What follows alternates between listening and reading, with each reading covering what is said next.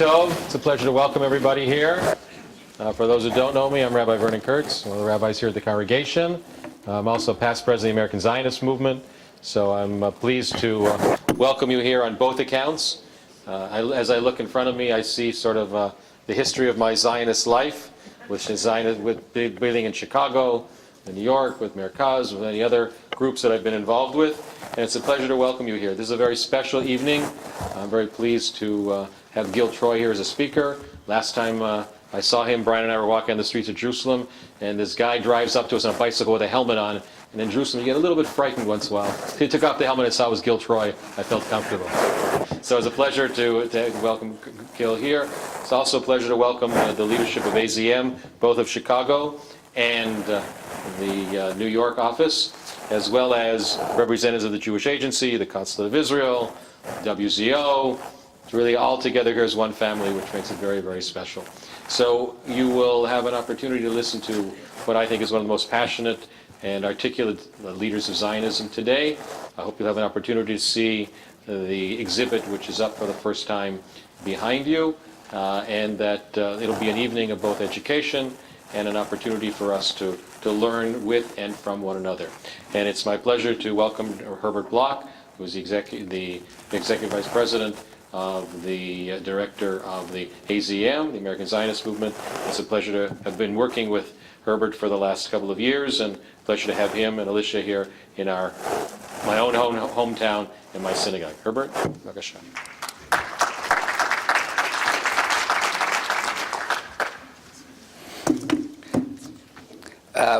Thank you for the Rabbi Kurtz for hosting us here, and to our local organizers of this event tonight, from the AZM Chicago, Guy Hollingsworth, and from the congregation here, and a longtime AZM National Board member, Sandy Starkman, without whom this event would not have been taken place, and all the staff of the congregation. Just a brief word about AZM. And there are fact sheets and more information on the table.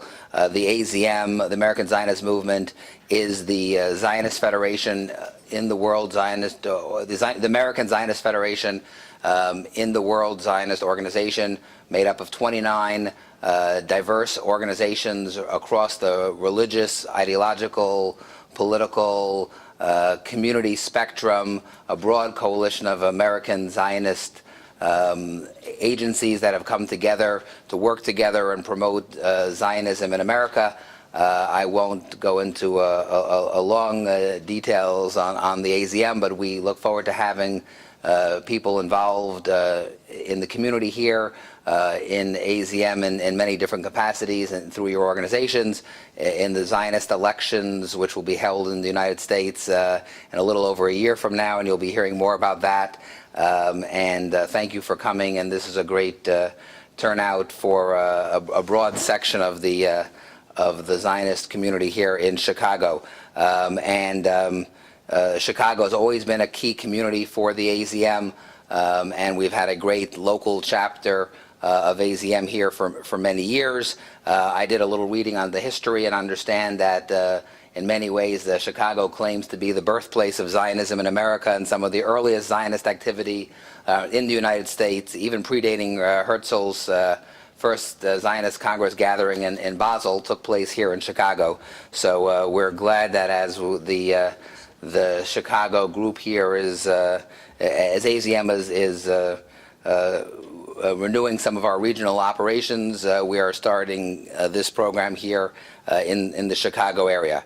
I just want to acknowledge and thank a few people, as Rabbi Kurtz mentioned. Thank you to the Wiesenthal Center for providing the exhibit on the birth of Israel, which is in the back, and you can look at that as you depart. There will also be, after the program, an opportunity to buy the book and have it signed by the author at the table in the back.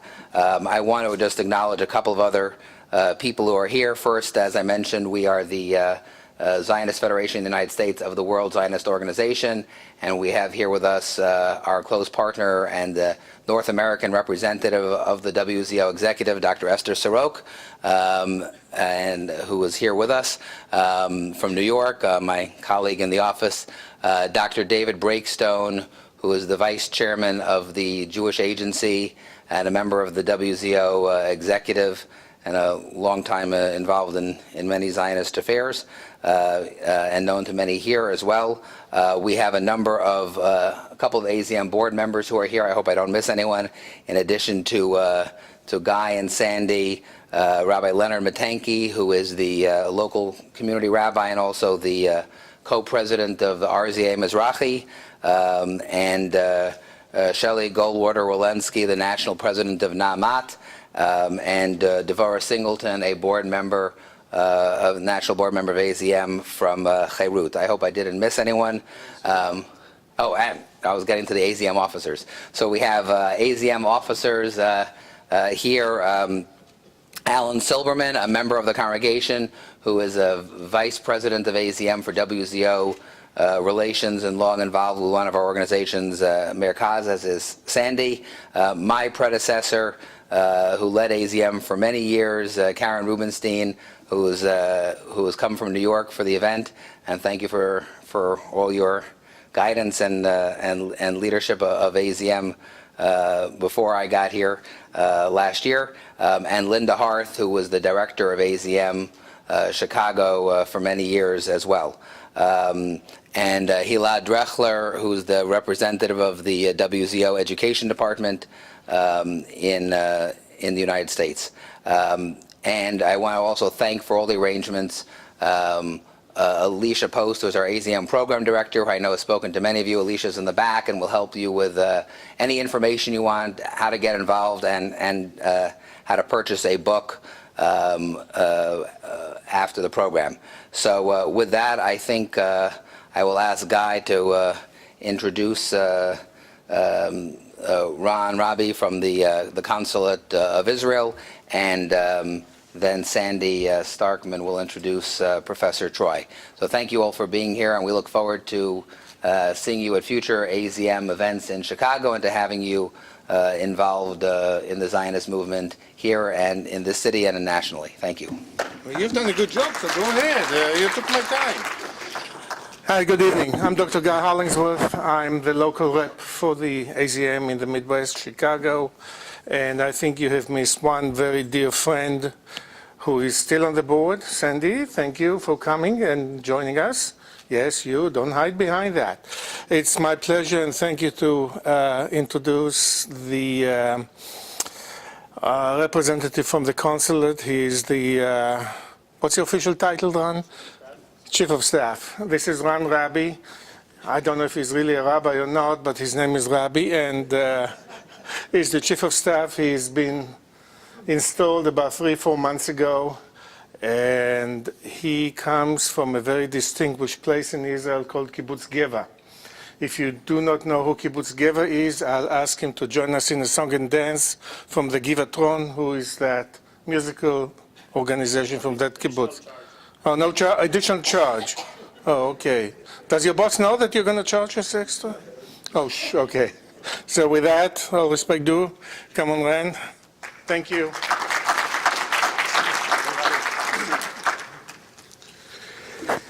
Toda Guy, and shalom everyone. I wanted to start by thanking the AZM for the invitation. It is a huge honor and a privilege for me to be here tonight, representing the Consulate General of Israel to the Midwest. I want to thank and congratulate Herbert Bloch and the AZM for this great event. In times like this, it is good to know that Israel and the Jewish people have a partner we can always rely on. From the bottom of my heart, as a Jewish and an Israeli, I want to say thank you and toda. Over the past month, the state of Israel and the Jewish people all over the world has been experiencing countless acts of terror of all kinds. From the horrifying massacre in Pittsburgh Tree of Life congregation, the murder of Ari Fold, Kim Yechezkel, and Ziv Hajbi by teenage terrorists, daily launching of hundreds of explosive balloons and kites into Israeli territories. Only over the past 48 hours, over 500 rockets were launched from the Gaza Strip and into Israel. That is why today's event could not have come at a better timing.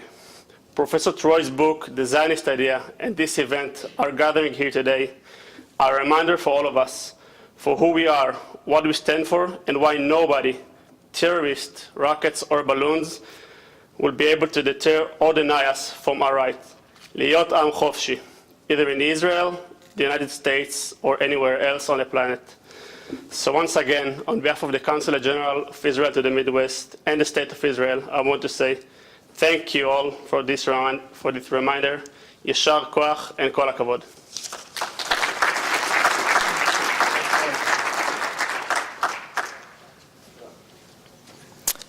Thank you, Ron.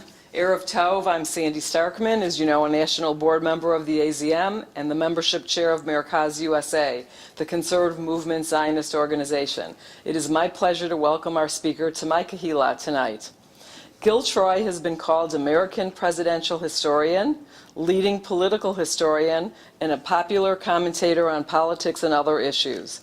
He is one of today's most prominent activists in the fight against the of Israel. I wrote it out. Born in Queens, New York, he attended Jamaica High School and received his bachelor's and master's degrees and doctorate from Harvard. He is Distinguished Scholar of North American History at McGill University, was a 2015 Visiting Scholar at the Brookings Institution, and is a Research Fellow in the Shalom Hartman Institute's Engaging Israel program. Troy is the author of 9 books, including Moynihan's Moment, America's Fight Against Zionism is Racism, and Why I Am a Zionist. His newest book is The Zionist Ideas, Visions for the Jewish Homeland, Then, Now, and Tomorrow, with a foreword by Natan Sharansky, and will be on sale at the end of this lecture. His articles have appeared in the New York Times, the New Republic, and other major media outlets. He writes a column for the Daily Beast on Forgotten History, putting current events in historical perspective, and is a columnist for the Jerusalem Post. Rabbi Alex Friedman of North Suburban Synagogue Bethel will have a 4-session class in May on Israel. Where do you come from? Where do you go? And there are flyers in the back if you want more information. Please join me in welcoming Dr. Gil Troy.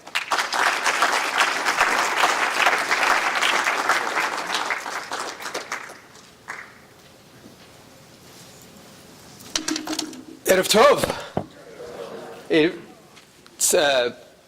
I'm worried because after such a nice introduction, you're bound to be disappointed. I'm supposed to say now what a pleasure it is to be here, but I have to be honest, I'm a little traumatized by the cold. I'm going to talk about different kinds of Zionisms, but I want to throw out another one. I'm a meteorological Zionist after having run out this morning in Itasca at the 18-degree weather because we were at the spa and the workout place was across the way, and so I'm still working that through. I also have to admit that I'm a little ambivalent about being here, as moved as I am by the deep friendship of Rabbi Kurtz, of Herbert Bloch and the AZM, this amazing synagogue, of Sandy and all of you, because it's hard. It's hard being on the road. My wife, 4 kids, and I 10 years ago went on sabbatical to Israel. We never left. Now we're Israelis. And I'm thinking, as I'm here, about my son Yoni, who just on Sunday took command, the first time as an officer in the Golan. I'm thinking of my son Aviv, who is in Mechina. These wonderful programs, these amazing programs, the Israeli military and the education department got together and they did math. They said 18 plus 1 is 19. And they created these amazing internal gap year programs. There are now 45 of them all over Israel. Opportunities just to learn, just to grow for the year before joining the army. And you know what? When they come at the age of 19 after that year, they're that much more mature, that much more likely to go into elite units, that much more likely to go into officer training. And it's so exciting because it's just an opportunity. And sometimes my American friends say to me, well, did they get credit in college? And I go, no. And did they get credit in the army? I go, no. And they go, well, then why do it? And that's the Mechina program. And my daughter, Dina, is a Madracha in Bnei Akiva, And this month is Chodesh Irgun, which means that they're spending 3.5 weeks, they don't count well, it should be a full month, running around like maniacs, so much so that the schools in Jerusalem let them sleep in a bit every morning. Tomorrow morning she only has to wake up at 9:30 in the morning because they want to have the youth movement experience because they know how valuable that is. And just thinking about them, and by the way, one of the upsides about being in Chicagoland is I have a daughter here, so I'll spend Shabbat with her. But thinking about them, we've made a move. We've made a powerful move. We normalize the conversation. I don't just want an Israel of the hunched back and the furrowed brow. I want an Israel where the poetry, the prose also inspires us. The simple daily miracle of life there. That we can get stuck in traffic. That we can get heat stroke when you go to Tel Aviv and all that humidity. That we can sometimes be annoying to one another. That we are family there. But also, as we heard from Ron Rabi, these have been difficult times. And indeed, I'm inspired by your words. We're not going to give up. And we're not going to change who we are.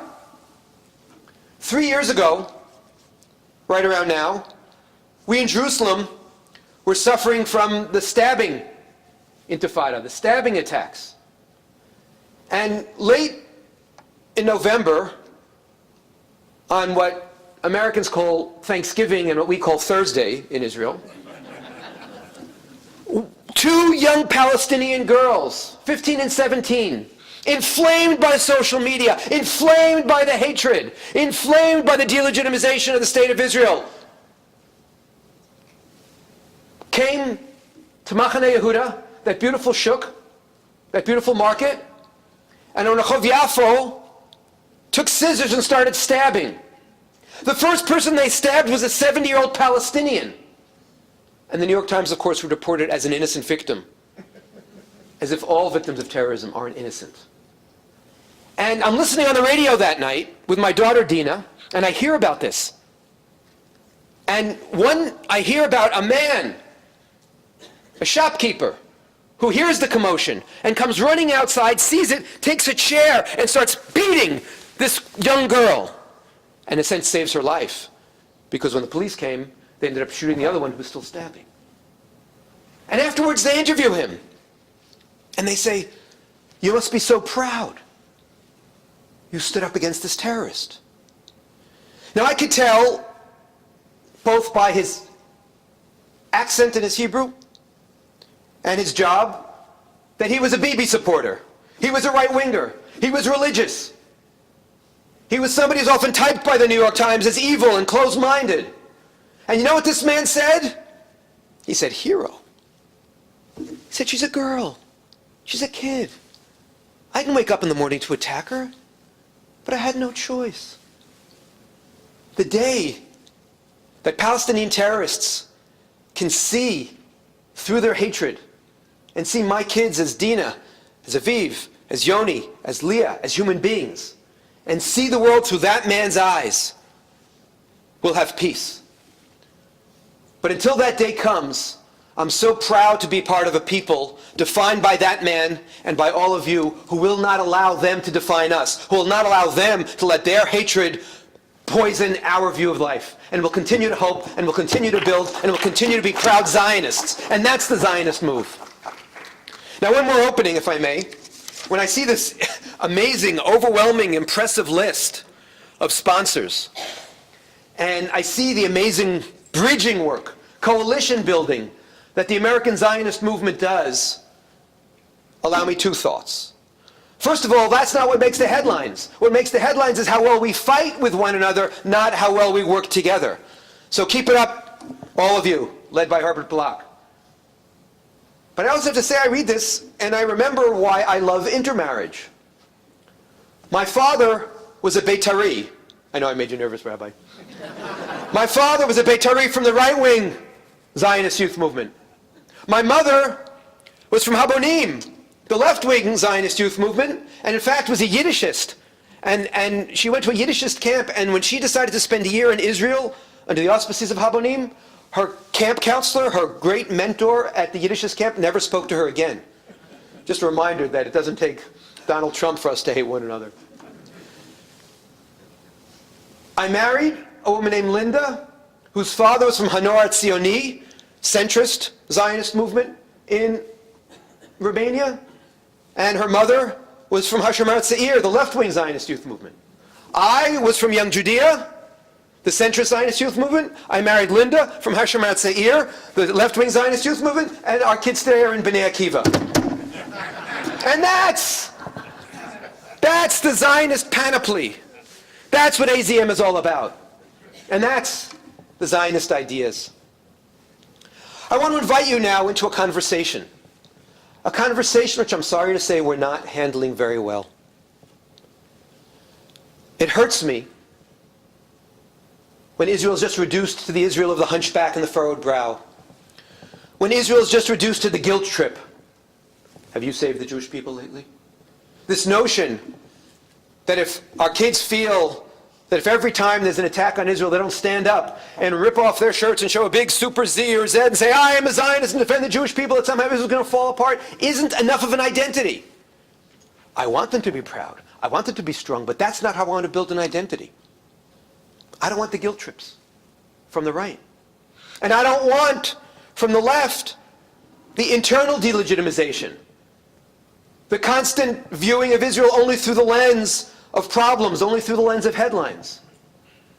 And so I want us to create a new centrist vision, a new constructive vision, a new series of Zionisms. And that's why we're trying to put the second S in Zionism. Zionisms.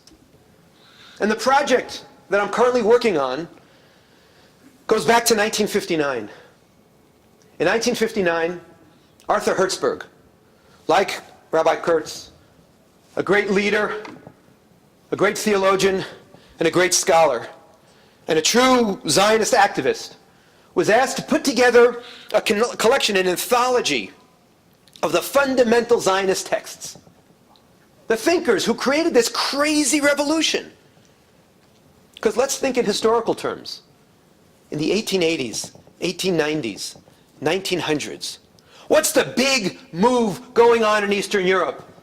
2.3 million Jews coming from the old country to the new country, to here, to America, the Golden Medina. I'm a little traumatized because I watched Yentl, and so I think that everybody came on the boat, and there was enough room on the boat to go like this. And it's not true. The passage was hard, the passage was difficult, the passage was traumatic. But they got here, and they made this miracle. The miracle of American Jewry. And the side conversation, the marginal conversation, is the conversation about Zionism. 2 million go there, barely 200,000 go to Palestine. But think about it. They were visionaries. They were dreamers. They were nudniks. And through their conversation, through their arguments, through this big, broad coalition, they created first a state in 1948, then the world's largest Jewish community, and soon to be 50% of the Jewish world, and even sooner than that to be the home of Rabbi and Mrs. Kurtz. So the Zionist idea was about this argument, this conversation. Now in 1959, Israel was really quite fragile. The 48 war, the 56 war, soon to be the 67 war, the Tzena, 850,000 Jews coming from Arab countries, the difficulty of absorbing also the Nitzolei Shoah, the Holocaust survivors. Israel was fragile, but the Zionist conversation was robust. Today, Israel's robust, and the Zionist conversation has turned fragile. And I say shame on them. Shame on the delegitimizers. Shame on the haters. Shame on those trying to steal our joy. But also shame on us. Shame on us who tell me, as I'm told frequently, well, the word Zionism doesn't poll well. Find a different word. And of course, in the United States of America, there's no greater crime than not to poll well. But I say, did Martin Luther King and the Civil Rights Movement poll well in the 50s? Did Betty Friedan and the feminist movement poll well in the 60s? Would the American Revolution have polled well in the 1700s? Would the Zionist Revolution have polled well in the 1800s? I learn from the Poles. That's P-O-L-L-S. But I will not give in to them. That's P-O-L, no. I will not give in to them. I'm going to take back the night. I'm not going to run away from the term. I'm going to figure out how to have a new conversation. We need a re-legitimization of Zionism. We need to reclaim the Z word. We need to bring pride back to that word. Now, for those of us growing up in youth movements in the 1970s and 80s, like Young Judea, this book was our Bible. And we didn't read it from start to finish. You read it, you jumped around left, right, back and forth, plunging into all these amazing ideas. Achad Ha'am, Theodor Herzl. Unfortunately, in 1959, Arthur Hertzberg didn't quite see Mizrachim. That needed to be added to the mix. He didn't see women. He didn't even see Henrietta Zold. And not including Henrietta Zold in an anthology like that was insane. And adding her today isn't affirmative action, it's historical justice. These texts were so defining, and this compilation was so defining in my head that it took me years to realize that the entire Zionist conversation was going on in English in my head, when most of the texts had been written in Yiddish and Russian and German and French, a little bit of Hebrew. But that was the Zionist idea. And the book was so well used that our friend here, David Breakstone, when I told him in his office that we were coming out with a new edition, said, "Great, mine is all beaten up and ripped." And so I made 3 moves. The first move, from the Zionist idea to the Zionist ideas. We add an S. By adding an S, we open up the conversation. No one political party owns Zionism. And like the AZM, and like this beautiful list of sponsors, from right to left, religious, non-religious, young, old, Israeli, Chicagoan, we sit and talk and learn. But also the S is like a question mark. And we live in a world of exclamation points. We live in a world where we know so much, and we reduce everything to 240 characters. And by opening up with questions, that's how we learn. And boy, we're not doing a very good job of that.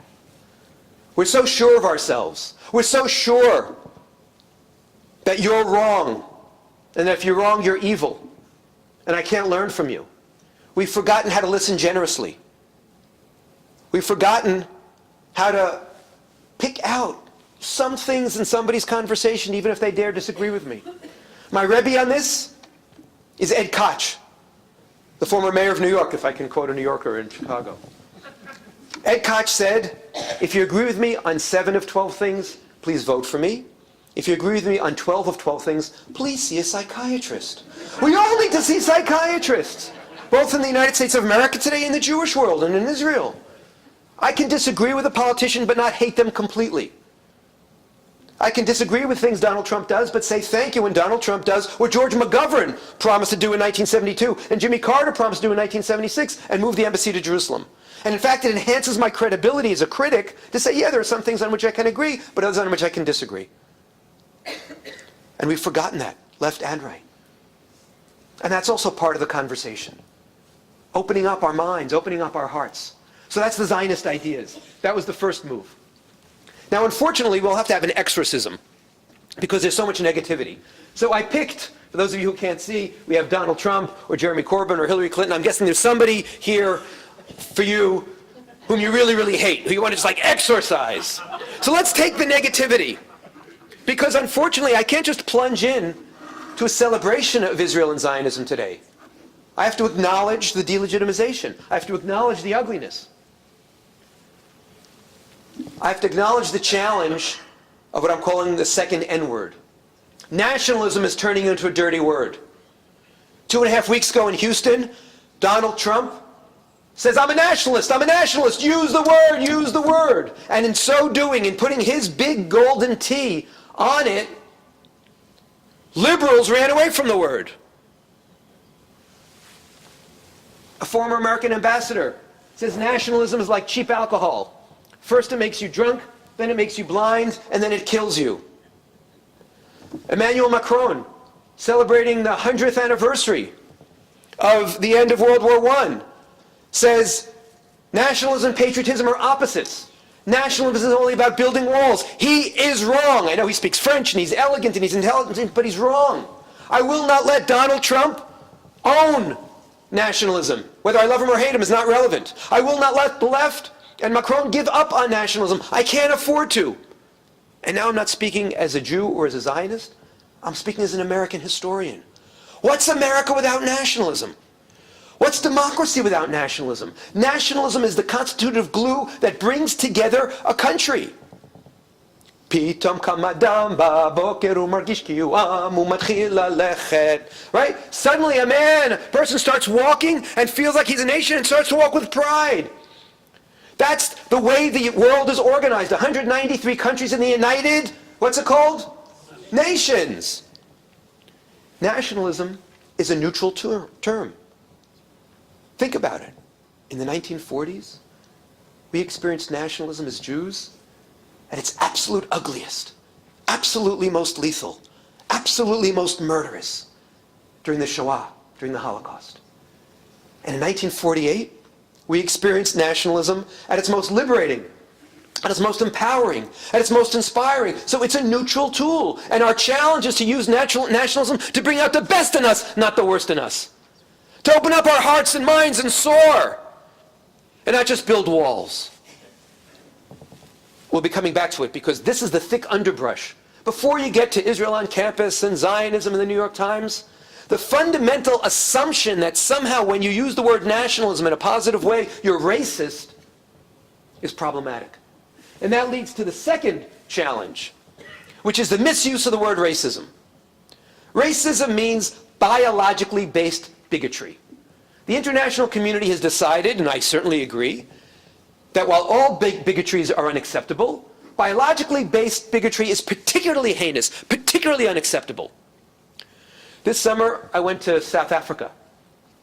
You can see I'm not the greatest photographer in the world. We went to the Apartheid Museum in Johannesburg, where they have the apartheid wall. 144 laws defining human beings on the basis of the color of their skin. That's racism. Black, white, colored, mixed. That's what apartheid was. The conflict between Israelis and Palestinians is a national conflict. And by the way, that acknowledges Palestinian nationalism. There are dark-skinned Israelis, there are light-skinned Palestinians. Injecting race into the equation is a way of delegitimizing Israel. Because all countries that are based on race and not on a cocktail of ethnicity and region and religion, like all other nations, are deemed to be unacceptable by the international community. And so we have to exercise the term racism. And notice how quickly too many of our leaders, even in the American Jewish community, when they didn't like the nation-state bill, and we can talk about that, simply said the A word, apartheid, and the R word, racist. It wasn't racist, and it wasn't apartheid, even though it wasn't sufficiently respectful of our Israeli Arab citizens, our Israeli Arab brothers and sisters. But it's the wrong language, and it's delegitimizing language. And it's purposeful, and it's hurtful. But let's go deeper into this nationalism question. Isaiah Berlin, the great liberal nationalist, says, yes, nationalism is often seen as this pathological condition, this crazy idea that becomes diseased and aggressive. But when I think of the Jewish condition, what do I mean? Simply the sense of bonding. That community is about connection. Anybody ever travel in Europe or outside of Chicagoland and you see a fellow Jew and you do that, you connect, right? We in New York call that bageling. You get bageled. We Israelis, when we travel around, well, I can say we about Canada, Israel, and the United States because I've paid taxes in all three countries. When Israelis travel around and we hear Hebrew and my kids and I start speaking to them in Hebrew, we call that being krembod. Right? Because krembo, those little malomars on steroids that Israelis love to eat right around now. Right? It doesn't mean we're better or worse than anybody else, but we like to make connections. Human beings like to be connected. It's tribalism. Tribalism can be really negative, but can also be transcendent. It can be positive. And so Isaiah Berlin explains that nationalism is simply just that bond that we have of history, that bond that connects us. Back to the Apartheid Museum. When you go to the Nelson Mandela exhibit, Nelson Mandela, in his autobiography, quotes Aristotle. And this quote from Aristotle, saying, good moral character is something that we can achieve, it's not something we can achieve on our own. We need a culture that supports the condition under which self-love and friendship flourish. What does that mean? It means that he understood that in order to be a moral human being, and in order to be a human rights activist, in order to save South Africa from itself, first he had to know who he was. First he had to be connected to his roots. First he had to love his home. First he had to love himself, and then he could emerge. And that, of course, is Natan Sharansky. Natan Sharansky tells us that he's sitting there in the Ukraine, 3,000 kilometers from Israel, no connection to Israel because Stalin and the communists had stripped Jews of their identity. And all of a sudden, after 6 days of war, the anti-Semitic jokes change. They go from kidding about what a weakling he is, what a sniveling coward he is, to what an aggressive bully he is. He said, what happened? I need to learn about this. And he says, I discovered my identity, I discovered my roots, I discovered my nation, and that's how I became a human rights activist. That's how I became the man who would work with Sakharov, Andrei Sakharov, against the Soviet Union. Identity and freedom together. Nationalism and high ideals together. So we have the challenge of racism, we have the challenge of this anti-nationalism, we have a third challenge. When life is so good, when we fit here so well, when as an American political historian, the only prediction I was willing to make in 2016 was that the next president of the United States would have a Jewish son-in-law. And I was right. Now think about that. Think about how crazy that would have been to the founders of this congregation 70 years ago. Think about how central we are. Think about the fact that Harry Potter himself is Jewish. Okay, Daniel Radcliffe. Think about the fact that we have world-class philosophers like Jonathan Sacks, who can both be a respected philosopher and chief rabbi of the United Synagogue of Great Britain. It's mind-boggling. The embrace that we've experienced, the love that we've gotten, especially, notice, the last couple of weeks here in America. The headline that I walk away with after the last 3 weeks is not from that one man who hates us, but from the millions who embraced us, who said, that's not America. So our kids say, who needs a Jewish state? And I'm sorry to say we're failing to make the argument. We're not explaining the beauty of nationalism. We're not explaining the ugly lies about racism. And the hijacking, by the way, it's disrespectful to the black experience. It's disrespectful to the South African experience. And we're not explaining why we need a Jewish state. Why having a Jewish state makes us better, prouder, stronger, freer, more comfortable with ourselves. And so that was the project that I undertook with the Zionist ideas. And one of the things I looked for were not just the old thinkers, but new ideas, new visionaries. And the ones I particularly love are the ones who cross wires, the ones who confuse us, the ones who break out of the box. And I want to just give you a model of how I approached it by taking one text. David Ellenson, and look how beautiful he is. He's a Reform rabbi who's also a professor, who is indeed a religious Zionist, because my religious Zionism includes conservative rabbis and Reform rabbis and conservative Jews and Reform Jews and Reconstructionist Jews. And he also writes a book as an academic about Orthodoxy and German Orthodoxy in Hildesheimer. That mix I love. And he says our people's return to our land is not simply mythic. It's taken on flesh and blood, and to celebrate that fact is to applaud much more than mythic renewal. It's to acknowledge that the rebirth of Jewish life abided in the state of Israel is fraught with religious import and significance. Now, the best way to learn a text is not to have a New Yorker stand up here and yell a whole bunch of words at you. Here's what we do. We slow it down. And we break up the text. And what do we see?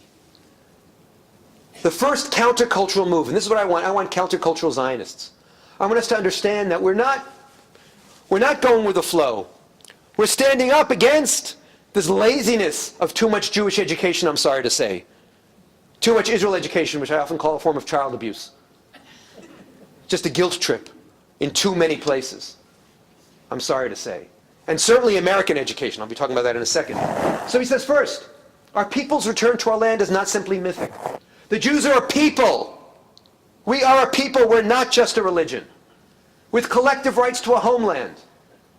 Doesn't mean that others might not also have the rights to a homeland. Anybody know the origins of the word Chicago? from the natives, right? There are questions of who owns this land. So just because, but that doesn't delegitimize our life here. So I don't delegitimize the Palestinian discussion, but I also don't let them delegitimize me. The Jews are a people with collective rights. First point. Second, the rebirth of Jewish life embodied in the State of Israel is fraught with religious import and significance. A mind-blowing statement, first of all, that allows us to understand why you can have a Jewish state that's not a theocracy. And at the same time, why you can have this religious Zionist who's a Reformed Jew, who says this is meaningful to me in a national way and a religious way. Our kids, no, most of us tend to just describe, oh, my Judaism is my religion. Because we've been embraced by the Christian ethos, the Judeo-Christian ethos. And I say, no, Judaism is an Oreo cookie. Go, ooh. What does that mean? Just like the Oreo cookie has the cookie part and the cream part, and that's what makes it the Oreo cookie. And by the way, it's the most popular cookie in the world. I looked it up and it said that on the internet, and everything on the internet is true. And so too, Jews are a mix of peoplehood and religion. Peoplehood and nationhood. Anybody ever go to the Kotel? Is the Kotel a place of religiosity, of religious significance, where we remember the bond between the Jewish people and the Lord? Or a place of national building, destroying, and redemption? The answer is yes, both. Anybody ever have a Pesach Seder? Is Pesach a holiday of religious redemption or national redemption? The answer is yes, both. The Oreo cookie. That explains Judaism in a way that we don't do well in America. And finally, the third point. The monism of universalism must be rejected. Now, what the heck does that mean? So first, step back. An update of an old joke of traveling salesmen in the Midwest in the 1930s. I like to tell it as fresh people in college in 2018. You're sitting around the college dorm. At a certain point, you start talking about religion. And one says, hi, my name is Jane. I'm a Protestant. And the second one says, hi, my name is Muhammad. I'm a Muslim. And the third one says, hi, my name is Bob. I'm a citizen of the world. And the other two go, oh, a Jew. Right? Because, you got it. At least somebody laughs. Because since the Enlightenment, it's two things. We want to be accepted. We want to fit in. And it's a beautiful thing. It's an amazing opportunity we have to fit in. But Isaiah Berlin said, beware the ostrich Jew, the Jew who puts his or her head in the sand and doesn't realize that the world is passing them by, but also the world is defining him or her by their Judaism. And I want to be careful. I'm not one of these guys who comes and wags a finger. Look at my name.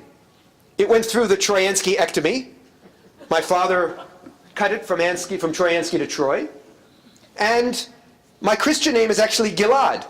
But even growing up in Salman Schechter School of Queens, in the 1960s and 70s, I was with Jimmys and Jameses and Matt Mitchells and Richards, and I had this weirdo name, and it was uncomfortable. So I'm Gil Troy, which means I get great reception in Greek restaurants. I get a lot of Helen of Troy jokes. It means that when I was a teaching assistant at Harvard, teaching a course on the revolutionary transformation of America, and Richard John comes up to me, and you know how WASPs, white Anglo-Saxon Protestants, have first names that are last names and last names that are first names, and Troy Aikman, Troy O'Donoghue could be a first name and a last name. So Richard John goes up to Gil Troy and goes, oh, there's so few WASPs like us around nowadays. And I put on my heaviest New York accent and say, even fewer than you think. And he's shocked. And I built my career at McGill University as an American historian clean. Gil Troy. And I always loved teaching the survey course, because I think that senior historians, senior is a fancy word for old, of course, that senior historians should continue to teach the freshmen and the sophomores the basics. And so every April, as I was teaching 1865 to the present, the second half of US history, these cute little students from Chat, from Toronto, because I was teaching at McGill University, would come to me and go, Professor Troy, oh yeah, we got some Torontons here. Professor Troy, we're going home for 2 nights. As if we meet at night, right? But they're so nervous because, the professor. And I go, why? They go, well, we're going home for the Passover Seder. And I go, are you going to make up the work? And they go, yeah. And I go, well, will you do one more favor for me? And they go, yeah. I say, will you have a Chag Sameach? Oh, he's Jewish, I didn't know. But I confess, and we'll talk about this more in the group therapy session afterwards, I loved that. I loved fitting in. So I'm not judgmental because I'm part of that. I understand that American opportunity, which my grandparents didn't have with their accents. It's an amazing gift. But it can also be distorting. It can also lead to what Mama Troy warned me, where you become so open-minded your brains fall out. It can lead to this notion of I'm just a citizen of the world and I become an ostrich Jew. It can also lead to this thing where I say, oh, nationalism is evil. And more than that, think about what's going on with your kids and your grandkids. Any one of them who's 15, 16, 17 years old. They're under tremendous pressure. My Israeli kids, by the way, say thank you when they see what their kids, what their cousins in suburban Maryland go through to get into college. You have to have the perfect CV. You have to have the highest GPA ever. And you have to write that insane essay that at the age of 17, why I saved the world and I'm the best human being ever. And we wonder why college students come with attitude. And we tell them that. We tell them the most important thing in the world is to get into that good college. And I look at you and I say, let's be honest. The most important piece of real estate in their young lives is not your homes as beautiful as they are, and not our homeland as amazing as it is. It's that one piece of real estate that they'll get an admission ticket to that'll be their key to the future, college. And when they get to college, what are they told? Nationalism is for boobs and religion is for idiots. They're told in the postmodernist world, worship at the shrine of postmodernism, worship at the shrine of universalism. The monism of universalism must be rejected. And I take another one of my co-stars,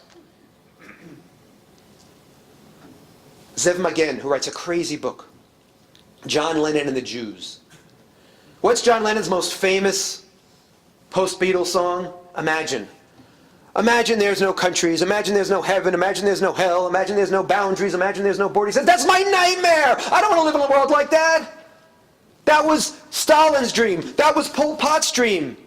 That was the dream of those who love humanity but hate human beings and sacrifice them on the altar of their ambitions and their arrogance. And how does he explain it? He says, let me tell a story from a heterosexist male perspective. You fall in love with an amazing woman. You want to marry her? You have a cousin in the jewelry business, and you get a rock.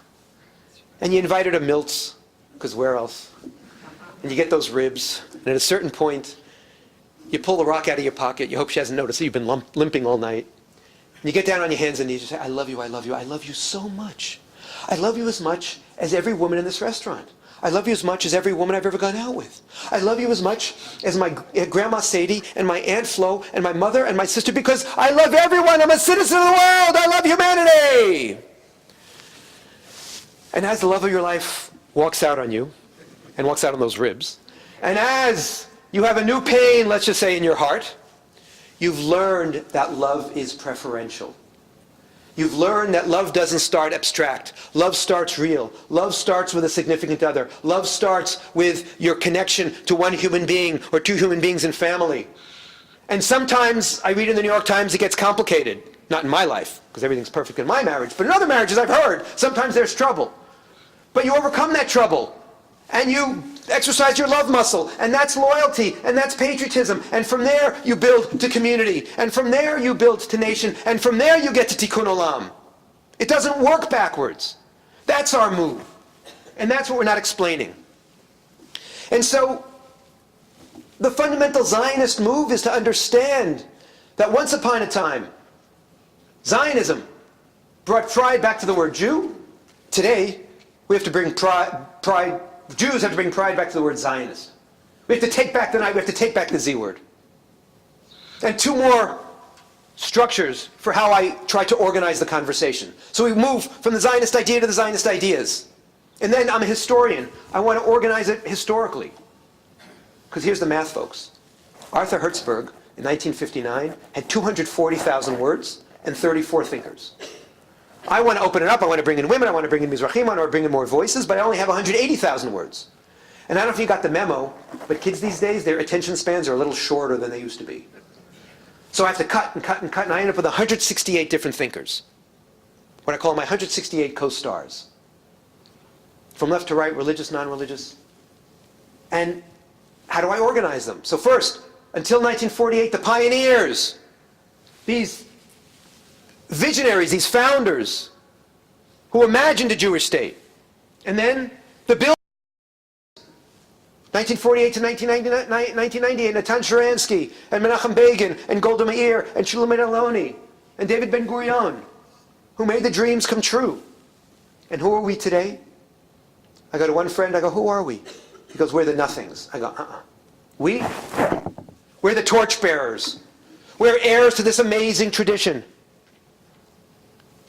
And just like that Olympic relay, they passed the torch to us. And now the challenge for all of us and for our kids and our grandkids is, what do we do with it? How do we keep the torch burning bright? How do we potentially think of alternative energy sources? How do we make sure that it's a source of enlightenment, that it gets us soaring, that it brings out the best in us, not the worst in us? How do we make sure that we use Zionism to redefine nationalism, to take back the night from the haters? And that's the three-part move historically. And then we finish with a panoply of Zionist thought. 6 schools of Zionist thought, which I'll run through very quickly so we have time for questions. And this comes back to my days at Camp Tel Yehuda. And we had an old charismatic educator by the name of Mel Riesfield, who didn't have his Oz but had his vision. And he would say, as we were finishing an Alamein program, he'd teach us 2 fundamental ideas. One, he'd tell that dramatic story of Theodor Herzl, and he'd say, that's not enough. Because Zionism isn't just offensive, it's not just anti-Zionism, anti-Semitism. And in fact, Theodor Herzl himself was a believer, was a dreamer. So don't believe that it's just defensive. And to open up the conversation, he said, okay, I need a black beard, I need a white beard, I need a hoe, I need a wheel. And we'll make a fist. And we go, okay, Mel's off his raka. He's been working with these kids for too long, and he's just lost his marbles. No! The Blackbeard, Theodor Herzl, the fundamental notion of political Zionism, that we are a people, we have ties to a land, and the rights to establish a state. Political Zionism. Then, the Ho is socialist Zionism, labor Zionism. That we bring together our communist ideals, our socialist ideals, our egalitarian ideals, and we fuse them with our Zionism. And even though I'll guess that some of you may no longer be socialist, and some of you might be capitalist, what we can learn from that is the fusion. I don't silo my identity, I integrate my identity as a Zionist. And then we make a fist for revisionist Zionism. But we also say it wasn't just about defense, it was also about liberal nationalism. It was also the seeds of Startup Nation, and the defense of individual rights, which is now a left issue and a right issue and an us issue. So we have the Blackbeard, political Zionism. We have the Ho, labor Zionism, socialist Zionism. We have the fist, revisionist Zionism. We have the Whitebeard, Rav Kook, religious Zionism. And with religious Zionism, we see that he understood that these people weren't goyim, these chalutzim. It was like, they're like David Hartman used to say, you know, the rebellion of the Zionists against Judaism was like the rebellion of the teenager who said, I'm leaving, Dad, I'm leaving, Mom, but never quite left the door. And came back to the same land, our homeland, to the same language, Hebrew, to the same ideas that have been giving us life and inspiration for 3,500 years. And Rav Kook understood that and embraced them. And look at the mixing we have today. We have American Jews who only see one part of the Oreo cookie. Oh, my religion is Judaism. But they actually don't believe, many of them, but they're connected. So they actually think they're only religiously connected, but they're actually truly Zionist. And our Israeli friends, I love my Israeli friends who go, Ani ze chiloni, I am ze secular. I go, great. There's a hot new restaurant that just opened up in Tel Aviv. I can only get reservations at 7 o'clock on a Friday night. Will you join me? I can't go. I go, why? They go, my mother will kill me. And I go, why? And they go, because I can't miss, what do they call it? Shabbat dinner. And they speak Hebrew beautifully. And they, when there's, God forbid, a tragedy in the house, they sit Shiva a full 7 days, no 3-day or 5-day discount, like I'm hearing we have now in Chicago sometimes. And they believe in God, 70-80% of them. And they show up to Passover Seder. And they know that 49 days after Passover, you have that holiday, we eat cheesecake cold. Shavuot. I go, you're the worst chilonim ever. You don't know how to be secular. Come to New York, come to Chicago, I'll teach you secular. So the Israelis don't see how deeply Jewish, how deeply religious they are. The American Jews often don't see how deeply nationalist, the N-word, and Zionist they are. And that's our educational opportunity. The fifth form of Zionist thought, the fifth school is Achad Ha'am. The Jewish people are a wheel. What does that mean? That Israel's at the center, and from there, from Zion will come forth a new song, new ideas, new inspiration. Yerushalayim Shel Zahav. Wherever you're from, you've heard that song. It's in our brains. That's cultural Zionism. And the final Zionism, with this I'll end.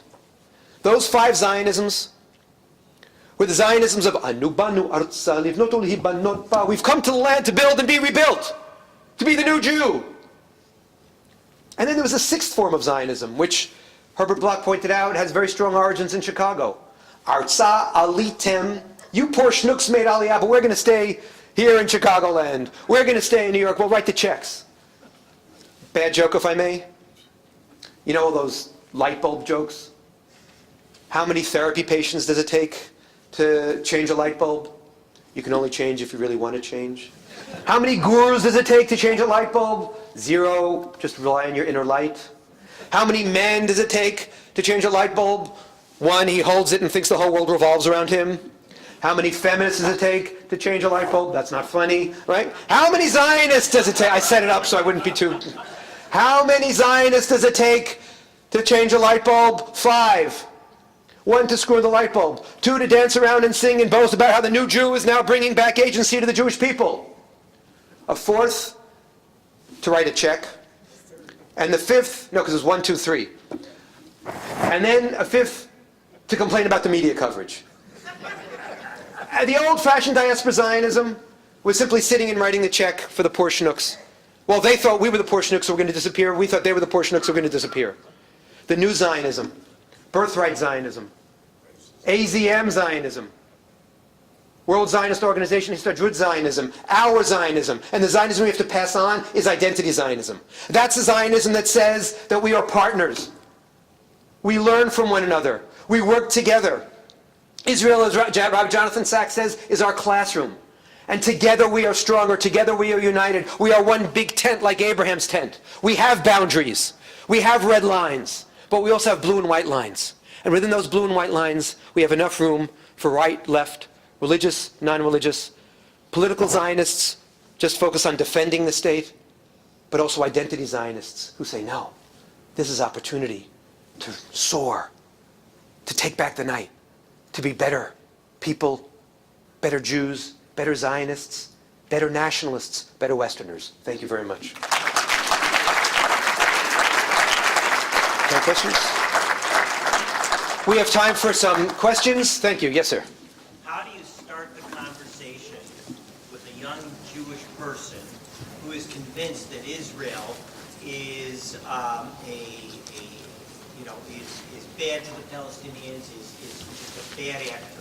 How do we even begin that conversation when they come to it already believing Israel is the bad actor? Thank you for that. So first of all, I should say that I've been traveling around since this book came out, and in addition to hoping that people buy multiple copies, and Hanukkah's coming up, and Christmas, I don't care, and Kwanzaa, I've also been trying to encourage people to do Zionist salons. And Zionist salons are where you take the text. You see, I don't think we've done a good enough job for me to give up. So first I want to make sure we do a better job. And these texts, these 168 co-stars of mine, are so capacious, so broad, so multidimensional, that it shows them that Israel is a country. And Israel does good stuff and bad stuff, like all countries. Right now we're living through what I call the Trump-opportunity. You know what the Trump-opportunity is? 80% of the American Jewish community voted Democratic in 2018. 72% voted Democratic in 2016. I don't care if you love Trump or hate Trump, but the fact is that most American Jews hate Donald Trump, abhor Donald Trump, detest Donald Trump. I call my friends and say, what's the weather like? And before I hear that it's 18 degrees, they tell me, have you seen his latest tweet? And yet, they're not moving to Canada, the capital of niceness. And they're certainly not moving to Israel. What's the resistance? What was going on just a couple of weeks ago in Chicago and elsewhere? a patriotic expression of revolt and disgust with a particular president, with particular policies, but not with the United States of America. So if you can understand as a young liberal Jew who's critical of Donald Trump that I don't like the president but I still not leave America because I can't give up on America, why do you then go to Israel and go into what I call delegitimization derby? I don't like this prime minister, or I don't like this policy, or I don't like the occupation, therefore I give up on it completely. And I start with that, and I start with some of the texts, and I'll just give you, I'm sorry it's a long-winded answer, but this is a really important question and we're not doing a good job. I'll go to what I call the Marzipan Summit. So J Street U, a couple of years ago, announces that it's going to do a birthright trip. Now it's news to us at Birthright. And Birthright is Jewish Identity Building 101. We don't do right-wing trips, we don't do left-wing trips. So, I'm very lucky. I have 900 words a week in the Jerusalem Post, so I don't need a therapist. I can just work out my issues right there. And so I write a column saying to them an open letter explaining what Birthright is. Jewish Identity 101, Israel 101. Come on a second trip that gets political. And to their credit, they said, well, let's meet. They did a separate trip, not with Birthright, and they came to Israel. And they said, let's meet. Now, I'm not a boycotter. So I did 3 moves. One, I invited them to my home. What's the message? We are family. You're one. You're mine. You're my students. I don't have a test, an ideological test, before you come into my home. Number 2, and this was before Marzipan opened to the German colony. I went all the way to the Shuk, and I went to Marzipan Bakery. Marzipan Bakery sells those rigalach that are ooey gooey. They would survive nuclear war. They'd still be ooey and gooey, right? You can bring them to Chicago. It doesn't matter. They're here. They're right. And I served them food and drink because the best way to a college student's heart is through their stomach. And then I took this precious watch of mine, and I said, we have an hour together? Here, you're in charge. Give me half an hour and you have half an hour. The first half hour we're going to do Zionism. We're going to do basic text. We're going to look at the N-word, nationalism, the second N-word.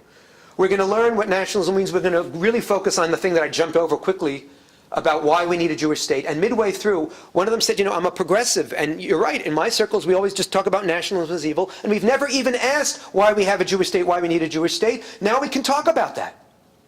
And then, half hour later, when it was time, we discovered 2 things. 1, we agreed on a lot more than we disagreed. And 2, the tough questions were done with so much more respect and so much more love and so much more mutuality that we could argue about and disagree about the Palestinians and borders and settlements, even though we agreed on a lot of things that we didn't expect to agree on.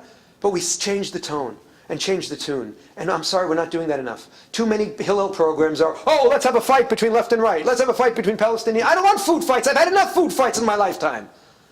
I want to learn together, listen together. I want to grow together. Other questions, and I promise to be shorter. See, I'm being shorter. That was bad, sorry. I want you to define Zionism. Thank you. So, the way I define Zionism is 1, the notion that we are a people, that the Jews are a people, that Oreo cookie. 2, that as a people we have collective rights to a homeland, a particular homeland, Eretz Yisrael, which doesn't preclude others from having rights to that homeland. And 3, that we have the right, like 192 other countries in the United Nations, to establish a state on that homeland. So my fundamental definition of Zionism is that we are a people with ties to a homeland and the rights to establish a state. I say Zionism, I would say that's the Zionist idea. Zionism is the movement originally to establish the Jewish state, and now to defend and perfect the Jewish state, and to flip and invite people into a conversation about how we can also be identity Zionists. But that's my shortest definition. The reason I ask the question is people just, define it the way they want to. Right. But you have the minimalist definition, Exactly. which is the proper definition. Thank you. You're going to get the big check from my mother for being so nice to me. No, that's what it's all about, right? And because that's the problem. We try to make, Bibi has his definition of Zionism is if you agree with me. Right? And Meretz has their definition. Zionism is if you agree with me. Right? No, that's a political party. And Israel is a country. Zionism is the movement. You see, this is the crazy thing. If we didn't live in a world where Zionism had been singled out and delegitimized, we'd say Zionism is like kosher apple pie. That's easy. But because it's been singled out, and I don't like isms, people tell me. Except you like individualism, you like feminism, you like all kinds of other isms, you just don't like my ism. And that's the problem. So yeah, we have to go, this is what I'm trying to do with these Zionist salons, is go back to basics. And we've forgotten the basics. Once you start the basics, you realize, my goodness, we've got the greatest argument in the world. Because look at the miracle we've created in 70 years. And is it perfect? Of course not. But we got a lot to be proud of. Yes, sir, in the back. The nation state law seems to have gotten a lot of people's knickers in a twist. Just Yes. curious your thoughts on that. Thank you for that. So, first I'll quote my son's commander. In the Army, of course, they're very careful not to be political. And my son was in officers training course when the nation state bill came out. And the commander called them together right before they went home for the weekend. And by the way, do you know in the Israeli army, when you get home for the weekend, the first thing you have to do is call your commander and say, I got home, I got there, because it's still these Jewish armies. And he said, I want to give you one piece of homework. Read the bill. He said, you're going to read a lot of articles about it. You want to read the articles, but first read the bill. So that's my first piece of homework. You read the bill. And when you read the bill, you'll fall asleep. Because much of it is really quite obvious. Much of it is quite basic. It's what basic law. The Jewish people are a people that we have the right to establish a nation state. And we use that N-word, and that got people's knickers up. I like that. And then all of a sudden, that we have a language Hebrew. All these things are very, very basic. Now, stop for a second. Hold that thought, cleansing breath. Pull back the camera for two separate thoughts. There is no judge in the state of Israel who won't read that bill in the context of, first of all, the Israeli Declaration of Independence, and the two other basic laws, which, to the extent that there is a bit of a tension between democracy and Judaism, even though, of course, Judaism invented democracy, the Bible invented democracy, but to the extent that we accept that, there was a feeling among some that the two bills from the 1990s were too much on the side of Israel being a state for all its citizens and not enough on the side of the Jewishness of the state, and that's why they put in this basic law, this fourth bill. So you have to read the whole thing in context. Nevertheless, while I justify and agree with almost every single thing that was written, I think it was the right bill, in the wrong place, at the wrong time, passed by the wrong majority. Because our Prime Minister could have used it as a healing moment. Our Prime Minister could have built it up and gotten 80 votes. And all he needed to do was take away one or two clauses, like the clause that said that that Hebrew is the official language and Arabic has special status, but nothing should be done to diminish its previous status when it was the official language, so you basically built a contradiction into the bill. Why? Because you're playing to your yahoos. You're not playing to history. And all he needed to do was add another sentence, which would have been indeed constructively redundant. It would have been unnecessary. Because I read the Declaration of Independence, and I read those two previous laws, but it would have helped calm people down. It would have helped minimize the damage by putting in a statement emphasizing equality and emphasizing that we are, as Ruby Rivlin, the president of Israel, always emphasizes, a state with 20% Arabic minority that is still our brothers and sisters, still our citizens. So I look at it as a failure of statesmanship, and I look at it as too partisan, but I look at most of it as fundamentally decent, fair, within the legitimate Zionist camp, and not at all racist or apartheid. And the fact that leaders in our community use those words to attack it, shame on them. And we should call them out on that. Even as we criticize, even as we agree on the criticisms, say that kind of language is so, first of all, wrong. Second of all, my mama told me not to use this word, but it's appropriate, stupid. But third of all, really hurtful and really delegitimizing. And that's the kind of language and conversation we need to have. You've been a very kind audience. Let me finish with two last thoughts, if I may. Do we have time for two last thoughts? So one, I was given the opportunity to preach a sermon, and for a professor it's so exciting to preach because we just teach. In Florida, shortly after Donald Trump won. And I was warned by the rabbi, he said, be careful. It's a very divided community. And I quoted from the beginning my Rebbe, Meir Koch. But I finished by giving them a piece of homework, which I want to give you too. I said, go find someone in your community who voted the wrong way, take them to lunch, and talk to them. And afterwards, I got the best correction ever. A man came up to me and said, I'm a psychologist. I love what you said, but the next time you say that, just say, take them to lunch and listen to them. I want to invite us all to start listening better. I want to invite us all to start building bridges and going beyond our little boxes and stop being so judgmental. And then a second anecdote, if I may, to finish. I had the opportunity to meet with Naftali Bennett, who is the Diaspora Affairs Minister and the Education Minister, and sometimes I feel like they have to meet one another because the Diaspora Affairs Minister talks about the need to build bridges, and the Education Ministry, it's not his fault because he gets it, doesn't do enough of that. But we're talking about all this identity stuff, and I said, Minister Bennett, what I really believe is that human beings need this. And he's a little shocked because nobody comes to Minister Bennett who has a nice big kippah on his head and makes the sign. I said, no, it's not that sign. This. Human beings need roots. We need to be rooted in something bigger than ourselves. When I teach at American history, I talk about the 70s, the 80s, the 90s. I go to the UK and we start talking in the centuries. I come to Israel and we're talking to millennia. What an amazing thing. And we know, we've seen it in the movies. You get hit in the head, you have amnesia, you lose your memory, you wake up, what's the first thing you say? Who am I? You lose your memory, you lose your identity. We need those roots. And this is community. This is what this is. This is what that AZM coalition that you guys have built is. Connectedness. We need rootedness and connectedness. So bless you, my children. May we find meaning and joy through Zionism. Thank you very much.